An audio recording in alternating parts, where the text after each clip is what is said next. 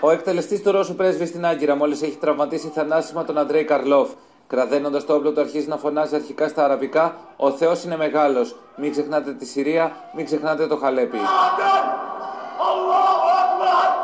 Όποιος είναι υπεύθυνος για τη Συρία θα πληρώσει, καταλήγει ο ίδιος. Τα τουρκικά μέσα ενημέρωσης αναφέρουν ότι ονομάζεται Mert Altintaş και πως είναι μέλος των δυνάμεων καταστολής της τουρκικής αστυνομίας.